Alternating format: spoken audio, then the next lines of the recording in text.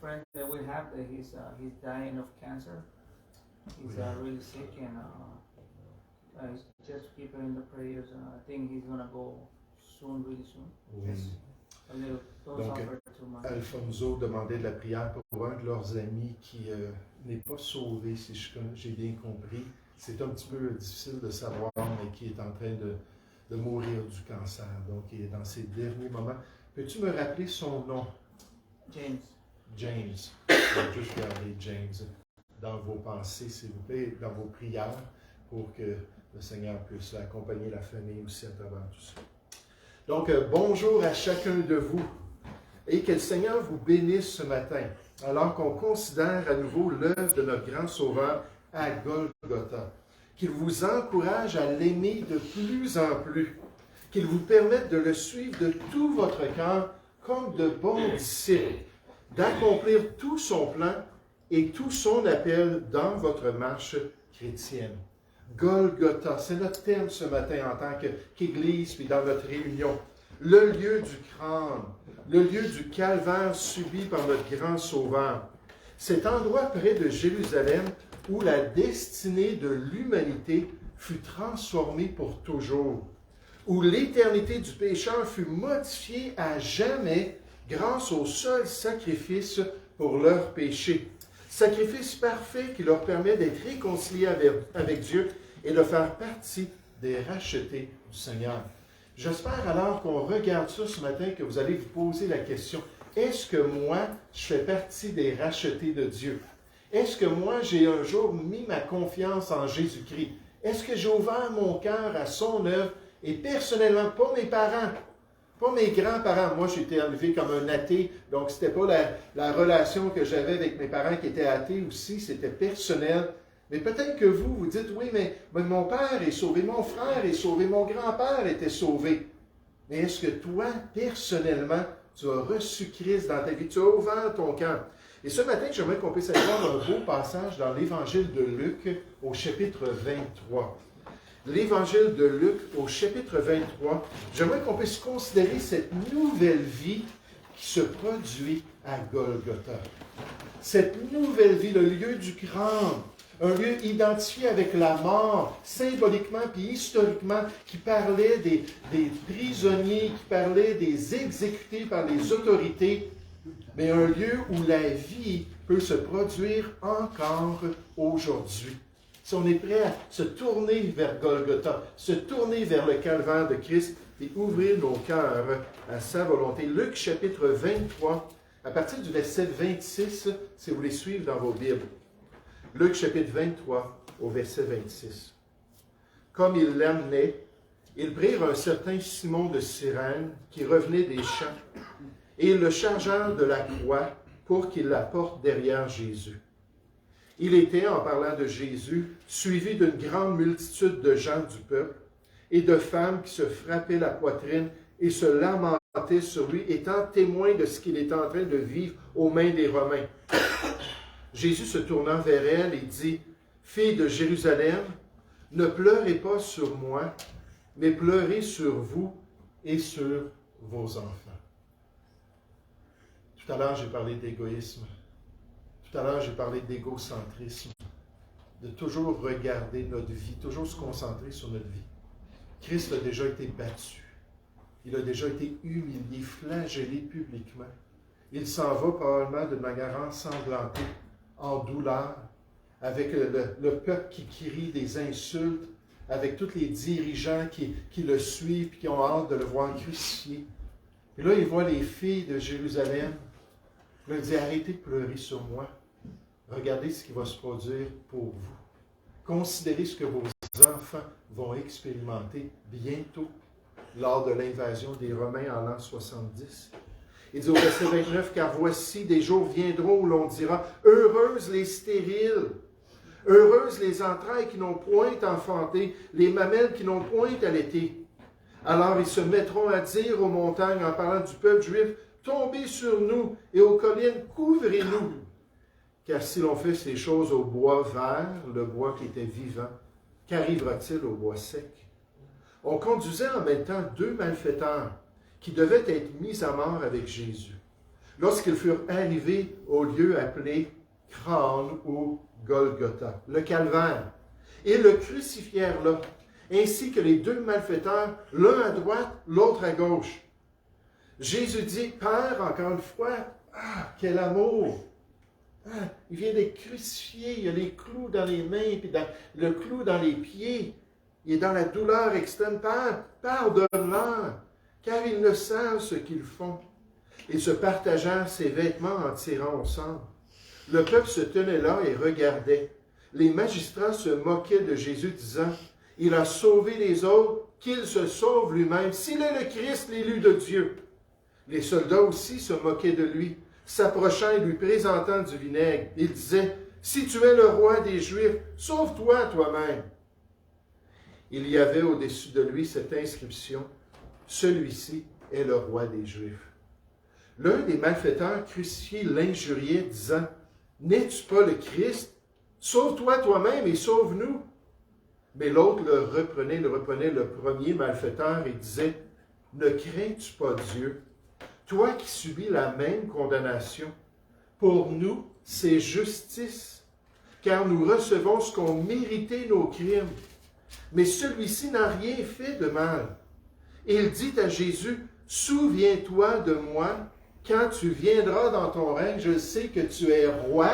Je sais un jour que Dieu va t'honorer et tu vas régner sur le peuple. Souviens-toi de moi quand tu viendras dans ton règne. » Jésus lui répondit, « Je te le dis en vérité, aujourd'hui, tu seras avec moi dans le paradis. » En considérant ce beau passage des Écritures qui décrit nécessairement le supplice de Christ au calvaire à Golgotha et son impact sur la vie de l'homme, il faut considérer en tant que croyant que le tout commence par le pécheur à Golgotha. Le pécheur à Golgotha. J'aimerais vraiment qu'on puisse s'identifier ce matin à l'œuvre de Christ au calvaire, qu'on puisse comprendre qu'il est mort pour des coupables, qu'il est mort pour des rebelles, qu'il est mort pour nous. En réalité, mon titre de ce premier point, ça devrait être « Les pécheurs à Golgotha ». Alors que chacun de nous sommes représentés par l'expérience de cet homme que nous allons considérer ce matin, qui était auprès de Jésus à Golgotha. Que l'humanité tout entière se tient en face du calvaire et en face du Sauveur et du grand libérateur. Et regardez au verset 33 comment on décrit cette scène. On nous dit, lorsqu'ils furent arrivés au lieu appelé Crâne, ils le crucifièrent là, ainsi que les deux malfaiteurs. Là, j'aime ça faire des études de mots, j'aime ça regarder, on n'a pas besoin de connaître la langue originale, on n'est pas sous le catholicisme ou si tu n'étais pas formé là, dans les études supérieures, puis en latin, tu ne pouvais pas comprendre la Bible. Mais des fois, il y a juste des petites choses qui viennent un peu plus spécifier ce que Dieu est en train de nous révéler ici. Ce mot-là, malfaiteur, ça veut dire quelqu'un qui est méchant, quelqu'un qui est mauvais dans sa conduite, quelqu'un qui a été criminel dans sa vie. Je pense que c'est une bonne description d'un pécheur, n'est-ce pas? De quelqu'un qui reconnaît, c'est pas les bonnes choses le problème dans ma vie, c'est les mauvaises choses. La mauvaise nouvelle, c'est qu'on a tous fait des choses de mauvaises, et même si on essaie de faire le bien, même si on essaie d'aimer notre prochain, même si on essaie d'être charitable envers les autres, ça ne peut jamais effacer les choses mauvaises. Mon épouse, à l'âge de 19 ans, en tant que bonne catholique, un pasteur, il a partagé le passage dans l'Apocalypse, chapitre 21, verset 8, qui dit « Pour tous les menteurs, leur part sera dans l'étang ardent de feu, qui est la seconde mort. » Là, elle savait, quand il parlait de voleurs, qu'elle n'avait jamais rien volé, rien de gros. Quand il parlait d'être abominable, puis d'être idolâtre, puis toutes les perversités qui sont mentionnées dans ce passage-là, elle disait, c'est pas moi, je suis une bonne personne. Mais quand il est arrivé à cette place-là, où tous les menteurs, même un petit péché tout mignon, un petit péché là, très, très sain, tous les menteurs sont condamnés parce que Dieu demande la perfection. Alors, si vous savez ce matin que vous avez fait une chose de mauvaise, si vous savez ce matin que vous avez fait une chose de malhonnête, peut-être dans vos impôts, Peut-être auprès de votre patron. Oui, je suis allé m'occuper de ça, mais vous ne l'avez pas fait du tout. Peu importe le degré de mensonge, le degré d'injustice, Dieu nous dit que nous sommes des pécheurs, nous sommes coupables. Donc, ainsi que les deux malfaiteurs, l'un à droite et l'autre à gauche, verset 34, Jésus dit, Père, pardonne-leur, car ils ne savent ce qu'ils font. Ils se partagèrent ses vêtements en tirant au sort, on parle des soldats. Le peuple se tenait là et regardait les magistrats, se moquaient de Jésus, les hommes méchants, de l'abondance du cœur. La bouche parle. Ces gens-là étaient méchants. Ces gens-là étaient vraiment loin de Dieu. Ils n'avaient pas connu le Seigneur. Et là, ils démontrent ça par leurs paroles. Ils se moquaient de Jésus, disant, « Il a sauvé les autres, qu'il se sauve lui-même, s'il est le Christ, l'élu de Dieu. » Les soldats aussi se moquaient de lui. S'approchant et lui présentant du vinaigre, ils disaient, « Si tu es le roi des Juifs, sauve-toi toi-même. » Il y avait au-dessus de lui cette inscription, « Celui-ci est le roi des Juifs. » Et vous savez, ça, c'est un passage des évangiles. Il y a plus qu'un passage qui relaie cet événement-là. En fait, dans un autre passage parallèle, on nous dit que les deux malfaiteurs crucifiés, en pleine souffrance, eux aussi, ils manifestaient la méchanceté contre Jésus. Dans Matthieu 27, au verset 44, on nous dit, « Les brigands crucifiés avec lui l'insultaient de la même manière. » Ils manifestaient leur cruauté de cœur. Ils manifestaient la moquerie dans leur esprit. Ils manifestaient à tous que Jésus n'était rien à leurs yeux. Comme la foule, comme le restant du peuple, Jésus mourut au calvaire entouré de personnes méchantes. Il est mort au calvaire entouré de personnes rebelles, de personnes corrompues. C'est pas étonnant. Parce que la Bible confirme ainsi concernant l'être humain, nous avons déjà prouvé que tous, juifs et grecs, circoncis, incirconcis, toute l'humanité sont sous l'empire du péché, la domination du mal. Nous sommes tous dans le même bateau. La Bible nous dit, car tous ont péché et sont privés de la gloire de Dieu. Tous sont méchants comme Solaron sur la croix. Tous sont rebelles envers le Seigneur. Tous les êtres humains sont injustes et corrompus par nature et par choix personnel. Et même le verset précédent, au verset 22, nous dit, aux yeux de Dieu, il n'y a point de distinction. Alors, je vous l'ai dit tellement souvent, il y en a parmi nous qui sont artistiques. Il y en a d'autres qui sont athlétiques. Il y en a d'autres qui sont intellectuels. Il y en a d'autres qui sont manuels. On a tous des forces, on a tous des faiblesses. Et souvent, on se compare les uns aux autres. Et là, on oublie qu'aux yeux de Dieu, c'est la loi parfaite de Dieu qui nous condamne. C'est elle qui nous montre notre état devant Dieu. Et aux yeux de Dieu, il n'y a point de distinction entre les êtres humains au niveau de notre nature, au niveau de notre tendance naturelle, au niveau de notre souillure personnelle. Nous sommes tous dans le même bateau. Et ça, c'est la mauvaise nouvelle qui nous prépare à recevoir la bonne nouvelle. N'est-ce pas, l'œuvre du Seigneur? Nous sommes tous méchants. Il faut comprendre ça. Nous sommes tous pécheurs. Nous sommes tous des criminels aux yeux de Dieu, à des degrés différents nécessairement. Je parlais avec quelqu'un cette semaine, mon épouse et moi, on est allés voir cette personne-là, on lui a partagé l'évangile de Christ. Puis à un moment donné, on a établi cela, qu'aux yeux de Dieu, là, on a tous le même problème. C'était une dame qui avait souffert aux mains d'un homme, un conjoint violent. Là, elle a dit, donc moi, là, je suis au même niveau que lui, aux yeux de Dieu. J'ai dit non, j'ai dit dans les relations, dans les attitudes, dans les actions, non, on va tous varier dans notre méchanceté nécessairement. Mais au niveau du salut, effectivement, on est tous pareils. C'est la nuance des Écritures. Pour faire le bien, pour aimer notre prochain, pour développer des relations, pour avoir une société fonctionnelle. C'est merveilleux qu'on soit altruiste. C'est merveilleux qu'on se donne aux autres, qu'on cherche à faire ce qui est bien. Mais au niveau du salut, ça ne vaut rien. À cause qu'on est souillé. Dieu voit notre cœur souillé. Et même nos bonnes actions, Ésaïe nous dit, sont souillées devant Dieu.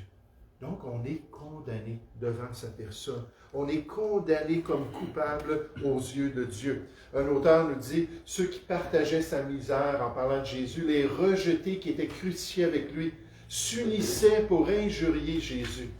Rien ne manquait pour remplir sa coupe de souffrance et de honte. La conversion du malfaiteur pénitent qu'on va voir dans un instant est d'autant plus remarquable qu'il se trouvait peu de temps auparavant parmi les moqueurs de son Sauveur. Quel trophée de la grâce divine il est devenu. Je me souviens quand mes parents, à l'âge de 17 ans, m'ont annoncé qu'ils allaient se divorcer. Et ils m'ont donné une responsabilité de choisir avec qui je voulais aller vivre. Je n'étais pas tout à fait prêt encore à quitter à l'âge de 17 ans. Fait que je continuais à vivre avec mes parents, mais là, ils ont dit, il va falloir que tu décides, tu vas aller vivre avec papa ou tu vas aller vivre avec maman.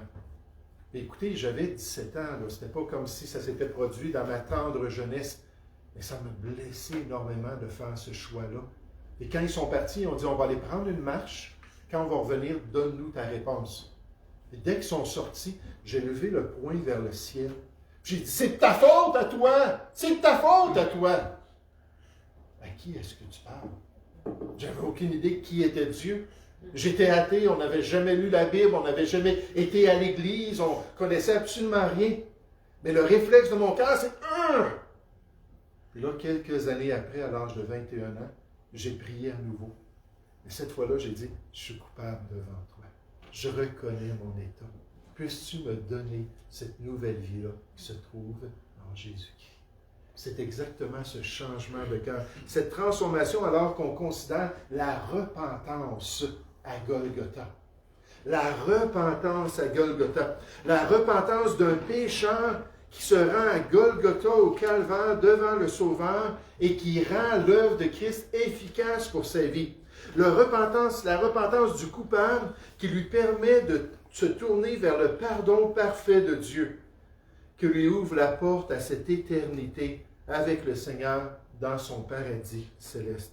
En fait, c'est l'attitude du cœur qui dispose l'être humain à reconnaître sa vie de crime, à reconnaître sa corruption personnelle pour se tourner vers le Sauveur et demander cette nouvelle vie-là qui se trouve en Jésus-Christ. Au verset 38, on nous dit dans notre texte, il y avait au-dessus de lui cette inscription, « Celui-ci est le roi des Juifs. » L'un des malfaiteurs crucifiés l'injuriait, disant, « N'es-tu pas le Christ, même dans la souffrance, même en face d'un être impeccable à côté de lui? » Lui, ce malfaiteur-là, s'est jamais repenti. Il n'a jamais changé de perspective, d'attitude.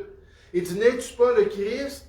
Sauve-toi toi-même, puis surtout sauve-nous. » Mais l'autre le reprenait et disait, « Ne crains-tu pas Dieu, toi qui subis la même condamnation? Pour nous, c'est justice. » Je pense dans Luc chapitre 18 à cet homme-là qui était dans le temple, dans la parabole du Seigneur Jésus. Il y avait le chef religieux qui disait, « Ah, comme je suis bon, comme je suis différent de tous les autres, comme je suis un bon serviteur du Seigneur. » Là, il était là, puis il se vantait devant Dieu. Puis l'autre qui ne regardait même pas vers le ciel, n'osait pas même lever la tête, se frappait la poitrine, et dit, « Oh Dieu, sois apaisé envers moi, qui suis un pécheur. » Et la Bible dit que celui-là est rentré dans sa maison justifié ou sauvé plutôt que l'autre qui n'avait pas besoin du salut de Dieu. Et ça, c'est une attitude de repentance. On s'humilie devant Dieu. Il dit, pour nous, c'est justice, car nous recevons ce qu'ont mérité nos crimes. Mais celui-ci n'a rien fait de mal. Le larron a dit, « Je suis coupable. Je reconnais avoir fait le mal devant les hommes et devant Dieu. Je mérite mon sort. » Ce matin, si jamais dans votre vie vous avez reconnu ça, si jamais vous vous êtes approché du Seigneur en disant, « Je suis perdu, Seigneur.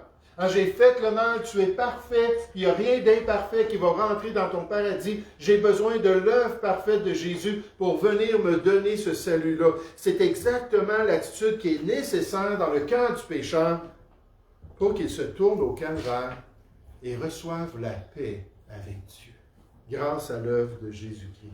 Qu'il soit pardonné, qu'ils soient réconciliés avec le Dieu de miséricorde, le Dieu qui ne se lasse pas de pardonner, qui veut continuer à travailler dans notre cœur, qui veut continuer à nous montrer notre état personnel. Après la prédication de la Pentecôte, Pierre a dit à la foule, il a dit « Repentez-vous ». Maintenant, il faut comprendre, on parle exactement de la même attitude que le larron. On parle de ce qui s'est produit là, dans notre texte à Golgotha, de cette attitude de cœur qui se détourne de sa rébellion, qui se détourne de sa voie de mal pour venir au Seigneur et dire « Repentez-vous » et que chacun de vous soit baptisé au nom de Jésus-Christ pour représenter cette repentance-là pour le pardon de vos péchés. Est-ce que vous avez été pardonné? Est-ce que vous savez dans votre cœur que votre ardoise a été toute lavée, hein, le tableau est tout propre devant Dieu à cause du sang de Jésus-Christ, de son œuvre? Et on dit, et vous recevrez le don du Saint-Esprit, la confirmation que votre repentance était sincère et que Dieu a accepté votre prière. Devant une autre foule qui cherchait la volonté de Dieu, Pierre a dit la même chose. Repentez-vous donc et convertissez-vous. Là, on se souvient de ça, se convertir, c'est faire un 180 degrés, un demi-tour, un U-turn. Je m'en allais par là dans mon péché. J'étais rebelle, puis moi, c'était le cas. Les chrétiens, à l'âge de 15 ans, sont venus me partager l'Évangile de Dieu. Je les ai envoyés promener. À l'âge de 21 ans, là, j'ai dit oui, j'ai besoin. Hein, là, je me détourne de ma voie, de cette voie large qui mène à la perdition, pour rentrer sur cette voie étroite-là et recevoir le pardon de Dieu.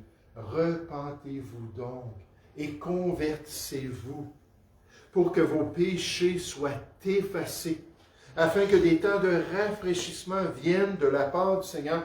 Et quel rafraîchissement quand on est sauvé! Quelle expérience merveilleuse quand on se tourne vers le Seigneur. Puis enfin, on arrête de lutter. Puis enfin, on se reconnaît comme on est réellement. Puis on dit, Seigneur, viens, puis sauve-moi. Et je me souviens de témoignage d'un homme qui, plus tard, est devenu mon pasteur. C'était un hippie au cégep. À l'âge de 19 ans, quelqu'un dit, viens donc à l'église chrétienne.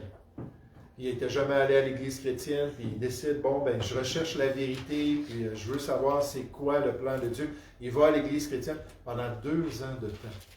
Il entend le message de Dieu. Il entend l'évangile de Christ. Il entend la volonté de Dieu. Et pendant 2 ans de temps, il ne se regarde pas sincèrement. Il n'avoue pas qui il est. Puis là, à un moment donné, alors qu'il était dans sa chambre, il s'est couché sur son lit. Il regardait vers le plafond. Et là, il s'est imaginé la croix du Calvaire. Et là, il regardait Jésus qui était en train de saigner puis qui était en train de mourir sur la croix. C'est 2 ans qu'il en apprenait concernant ce personnage historique-là. Et là, l'Esprit de Dieu est venu lui dire, écoute, c'est pour toi, puis tu dois te repentir. Tu dois mettre ta foi en Jésus-Christ. Et là, à l'âge de 19 ans, il a choisi d'accepter l'œuvre de Christ. Il a accepté que c'était pour lui et pour son salut. Et tout de suite, il a expérimenté la nouvelle vie en Jésus-Christ. Là, il a dit, quelle joie, puis quelle paix. Il a commencé à avoir ses fruits dignes de la nouvelle vie qui se trouve en Jésus-Christ. Et là, ça fait une 50aine d'années de cela. Près de 50 ans, 40 quelques années. Et là, il continue à servir le Seigneur dans la joie de l'appel de Dieu, dans la joie de la volonté de Dieu. Mais il a fallu, après 2 ans, qu'il soit honnête avec lui-même. Et moi, je le sais, dans l'Assemblée, il y en a des gens qui viennent, puis qui viennent, puis qui viennent, puis ça fait plus que 2 ans. Puis qui entendent, puis qui entendent, puis qui entendent. On ne peut pas faire le choix pour eux. Mais ils n'ont pas cette certitude de salut. Ils ne peuvent pas dire, oui, j'ai expérimenté la nouvelle vie qui se trouve en Jésus-Christ. Oui, mon cœur a été changé. Oui, j'ai été transformé par l'œuvre du Seigneur Jésus-Christ. Et j'espère ce matin, c'est encore une fois le miroir de la parole qui nous confronte et qui nous pousse à se tourner vers le Seigneur. Le récit des évangiles démontre comment les larrons sur les croix près de Jésus se moquaient aussi de lui. Seulement Luc, dans l'évangile de Luc, nous parle de repentance, de la repentance de l'un d'eux. Au cours d'une crucifixion qui a duré plusieurs heures, le second criminel, le second larron, a apparemment été touché profondément par le comportement, par le discours de Jésus, et il a changé d'avis à son égard. Il a changé d'avis à son sujet parce qu'il s'est repenti. Parce qu'il a été prêt à changer de perspective et à mettre sa foi dans l'œuvre du Seigneur Jésus-Christ. Et quelle transformation! Alors qu'on le voit se tourner vers Christ, on voit cette promesse que Jésus lui donne concernant son éternité et concernant le fait que pendant toute l'éternité, il va être dans la présence de Dieu. La promesse de la gloire sans fin que Dieu offre en Jésus-Christ à tous ceux qui mettent leur foi dans son œuvre au Calvaire. La promesse que dorénavant, une fois sauvés, nous sommes citoyens des cieux. Je me souviens, pendant plusieurs années, je recherchais à parler aux témoins de Jéhovah. On faisait de la distribution de littérature les samedis, puis là, on les voyait, puis j'avais un ami qui s'appelait Pierre Bilodeau, puis ensemble, on partait, puis on allait parler avec ces témoins de Jéhovah-là. Et dès qu'on leur parlait de notre espérance dans les cieux, qu'en Jésus-Christ, on va passer l'éternité avec eux, là, ils avaient tous leurs arguments. Toute la manière qui tordait le sens des Écritures. Et la Bible nous dit, nous sommes, c'est quelque chose qu'on a reçu en Jésus-Christ, nous sommes citoyens des cieux, d'où nous attendons aussi comme sauveur le Seigneur Jésus-Christ. J'espère que c'est bientôt que la trompette va sonner et qu'il va venir nous chercher pour nous amener dans la gloire. Une citoyenneté éternelle dans le royaume des cieux, auprès de Dieu, auprès de Jésus, auprès de tous les autres croyants, où en tant que l'Église de Jésus-Christ, on va célébrer l'œuvre qu'il a accomplie. Et nécessairement, dans les Écritures, il y a seulement deux destinées. Il y a soit le royaume des cieux pendant l'éternité, ou il y a ce lac de feu-là, communément appelé enfer, j'aime moins l'expression, mais ce lac de feu-là, cette géhenne-là, ce tourment-là éternel, et tout dépend de ce qu'on fait de Jésus-Christ. J'aimerais vous dire, en tant qu'individu, en tant qu'être humain, c'est une décision très importante. Regardez au verset 39. On nous dit, l'un des malfaiteurs crucifiés l'injuriait, disant, « N'es-tu pas le Christ? Sauve-toi toi-même et sauve-nous. » Mais l'autre le reprenait et disait, « Ne crains-tu pas Dieu? Pense à cela, là. Tu es en train de mourir.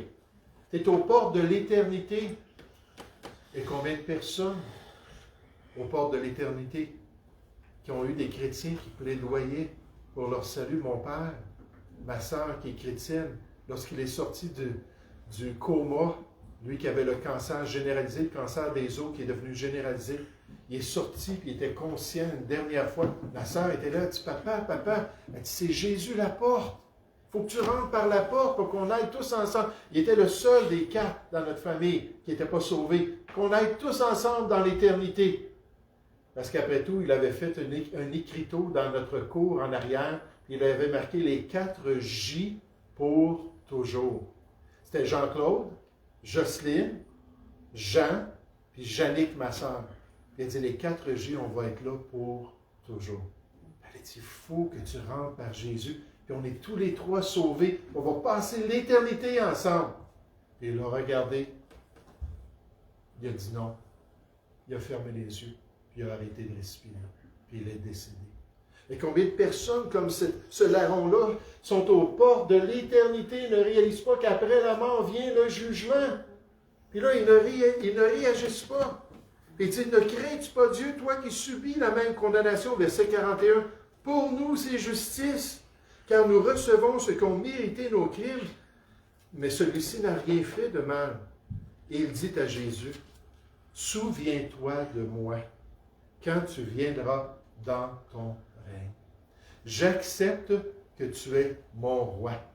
J'accepte que ça ne se finira pas ici sur la croix, que tu vas revenir vivant et tu vas régner sur Israël.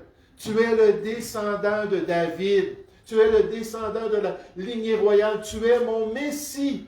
Et quand tu vas venir régner, là, souviens-toi de moi pour que je puisse rentrer aussi dans ton règne. Jésus lui répondit, puis voici la promesse. Je te le dis en vérité, aujourd'hui, tu seras avec moi dans le paradis. Tu seras avec moi dans la présence de Dieu, dans le prochain monde, dans cette vie après la vie, dans la phase éternelle et sans fin de l'expérience de tous les hommes. Et aujourd'hui, comme ce larron, il faut réaliser qu'on est en train de vivre une vapeur. On est en train de vivre un songe qui ne dure que quelques décennies. Puis en fait, pour l'être humain, la priorité, c'est pas dans ce monde. La priorité, c'est l'autre monde, parce que lui, il va durer éternellement. C'est aujourd'hui qu'on doit décider. C'est maintenant, dans cette vie, qu'on doit se préparer pour la prochaine. Celle-là qui va durer pour toujours. L'apôtre Paul le dit ainsi. Il le dit, les choses visibles, les choses qu'on expérimente avec nos sens, l'empirisme de l'être humain, ce qui est autour de nous, ce qu'on vit sur cette terre. Il dit, les choses visibles sont passagères, ça ne dure pas, c'est éphémère même. Et les invisibles, les choses du royaume de Dieu, les choses de la prochaine vie, sont éternelles. Ils vont durer pour toujours, dans la prochaine vie.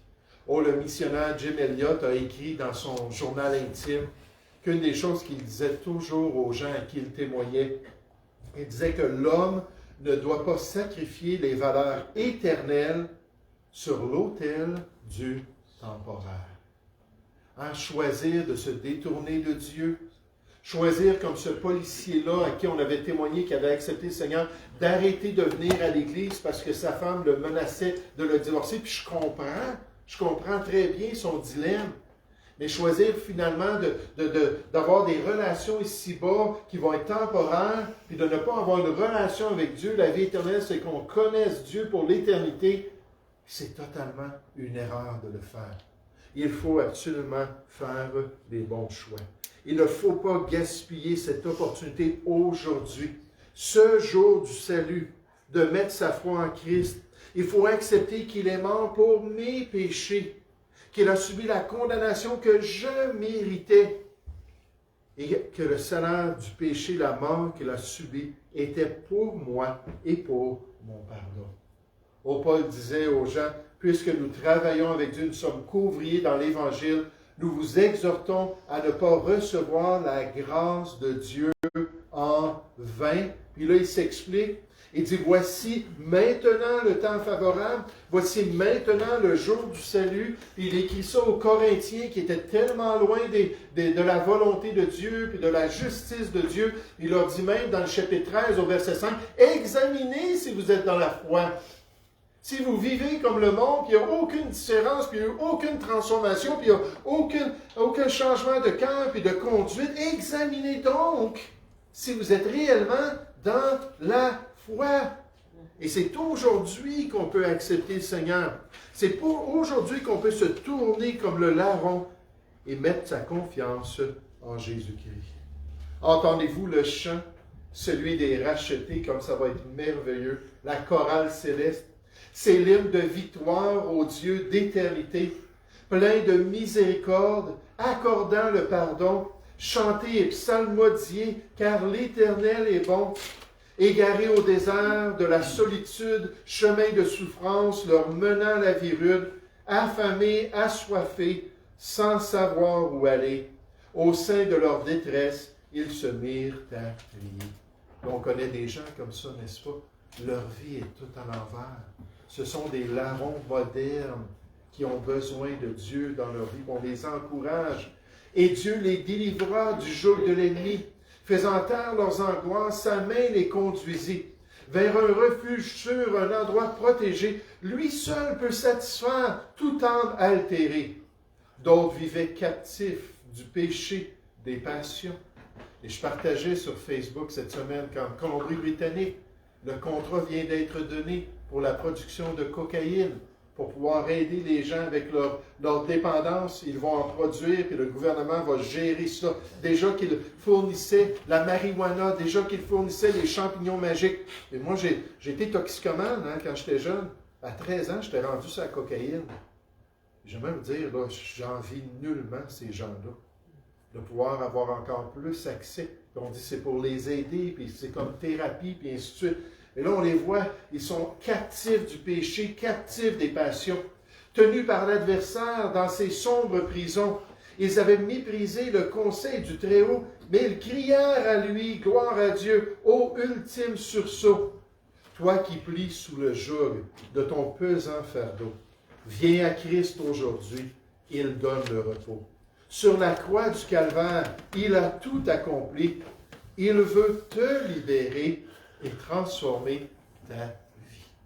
Si tu es disposé, si tu es prêt à reconnaître ton besoin. Et ça va faire toute la différence dans l'éternité. Oh, je remercie le Seigneur qu'il use de patience envers nous. Il veut qu'on puisse se repentir. Il travaille dans nos cœurs. Son esprit est à l'œuvre. Sans l'esprit de Dieu, puis sans l'œuvre de Dieu, nécessairement, il n'y aurait rien à cause qu'on est tellement corrompus. Mais merci Seigneur qu'il continue aujourd'hui à sauver. Et quand la totalité des gentils, on nous dit dans Romains chapitre 11 au verset 26, quand tous les gens de l'Église vont avoir accepté le Seigneur, là j'aimerais vous dire, là ça va être terminé. On va partir pour la gloire. Et d'ici là, est-ce qu'on est en train de partager la bonne nouvelle du Seigneur Jésus-Christ? Qu'est-ce qu'on a appris ce matin? Qu'est-ce qu'on doit retenir de ce beau passage? Premièrement, que ça prend un pécheur à Golgotha. Ça prend quelqu'un qui reconnaît son état. Deuxièmement, on voit que la repentance dispose le cœur, puis amène la personne au bout de lui-même. Moi, à 15 ans, je me moquais de ces deux chrétiens-là. Puis après ça, là, j'ai fait toutes mes pires folies, de ma toxicomanie, jusqu'à l'âge de 21 ans. Puis quand je suis rentré dans une église chrétienne à l'âge de 21 ans, j'étais une loque humaine. J'avais l'air d'un mort vivant, d'un zombie québécois. Je suis rentré. Puis là, déjà que je n'étais pas disposé envers l'Église, mais merci que le pasteur est venu me voir et a dit, est-ce qu'on peut se rencontrer cette semaine? J'aimerais te montrer 3 choses que la Bible dit concernant qui tu es devant Dieu. Là, je me suis assis avec lui, puis 3 choses, puis bang! Chacun des points. Bang! Bang! Pourquoi? Parce que là, je n'étais pas comme à 15 ans, là, fier de moi-même, puis j'avais plus rien. J'avais ruiné mes relations, j'avais ruiné ma famille, j'avais ruiné ma santé. Là, à chaque chose, je disais, c'est vrai, c'est tellement moi. Je lui ai dit, maintenant, tu peux te tourner vers Christ et recevoir une nouvelle vie. J'ai dit oui tout de suite. Puis ma vie a été transformée. C'est cette belle promesse-là qu'un jour on va quitter ce monde. Puis un jour on va s'en aller dans le paradis de Dieu. Un jour on va être dans le royaume de Dieu éternellement. Puis on va pouvoir louer notre Sauveur d'avoir été si patient, si bon envers nous et de nous avoir donné cette nouvelle vie-là en Jésus-Christ. Nous allons prier ensemble. Père Céleste, on veut te louer, on veut te remercier encore une fois pour ce grand privilège ce matin de pouvoir célébrer l'œuvre de notre Sauveur, de pouvoir se commémorer le fait qu'il est mort pour nous, que son corps a été brisé et que son sang a été versé. Père Céleste, merci pour ta patience. Merci parce que tu permets encore à des gens dans des églises à travers le monde et à travers les témoignages de tes enfants dans les communautés et dans les familles, de pouvoir encore entendre la bonne nouvelle que Jésus est le Sauveur. Oh, qu'on puisse prendre ça à cœur, Seigneur, qu'on puisse l'accepter aujourd'hui si ce n'est pas encore le cas, et qu'on puisse expérimenter ce nouveau cœur-là. Il faut que tu naisses de nouveau. Comme Jésus le dit à Nicodème, c'est pour tous. Il faut avoir une nouvelle vie. Merci pour ton amour et ta grâce. Au nom du Seigneur Jésus. Amen. Amen. Donc, ce que j'aimerais qu'on puisse faire ce matin,